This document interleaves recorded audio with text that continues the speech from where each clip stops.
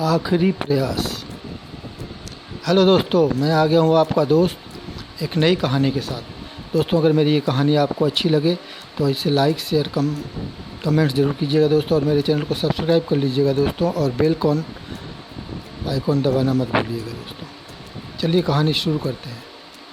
एक समय की बात है, एक राज्य में एक प्रतापी राजा राज करते थे। एक दिन उसके दरबार में एक विदेशी आगंतुक आया और उसने राजा को एक सुंदर पत्थर उपहार स्वरूप प्रदान किया।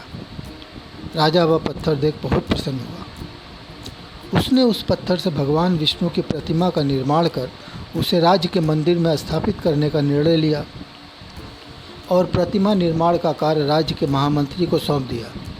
महामंत्री गांव के सर्वश्रेष्ठ मूर्तिकार के पास गया और उसे वह पत्थर देते हुए बोला, महाराज, मंदिर में भगवान विष्णु की प्रतिमा स्थापित करना चाहते हैं। 7 दिवस के भीतर इस पत्थर से भगवान विष्णु की प्रतिमा तैयार कर राजमहल पहुंचा देना।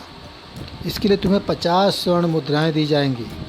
50 स्वर्ण मुद्राओं की बात सुनकर मूर्तिकार खुश हो गया और महामंत्री के जाने के उपरांत प्रतिमा का निर्माण कार्य प्रारंभ करने के उद्देश्य से अपने औजार निकाल लिए। अपने औजारों में से उसने एक हथौड़ा लिया और पत्थर तोड़ने के लिए उस पर हथौड़े से वार करने लगा, किंतु पत्थर जस का तस रहा। मूर्तिकार ने हथौड़े के कई बार पत्थर पर किए, किंतु पत्थर नहीं टूटा। 50 बार प्रयास करने के उपरांत मूर्तिकार ने अंतिम बार प्रयास करने के उद्देश्य से हथौड़ा उठाया, किंतु यह सोचकर पत्थर पर प्रहार करने के पूर्व ही उसने हाथ खींच लिया कि जब 50 बार वार करने से पत्थर नहीं टूटा तो अब क्या टूटेगा।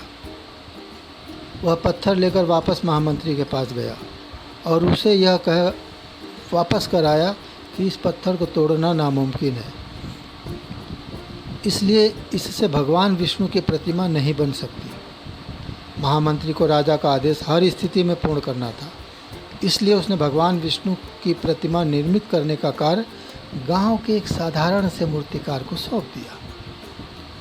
पत्थर लेकर मूर्तिकार ने महामंत्री के सामने ही उस पर हथौड़े से प्रहार किया और वह पत्थर एक बार में ही टूट गया। पत्थर टूटने के बाद मूर्तिकार प्रतिमा बनाने में जुट गया। इधर महामंत्री सोचने लगा कि काश पहले मूर्तिकार ने एक अंतिम प्रयास और किया होता तो सफल हो गया होता और 50 स्वर्ण मुद्राओं का हकदार बनता। सीख इससे यही मिलती है दोस्तों, हम भी अपने जीवन में ऐसी परिस्थितियों से दो चार होते रहते हैं।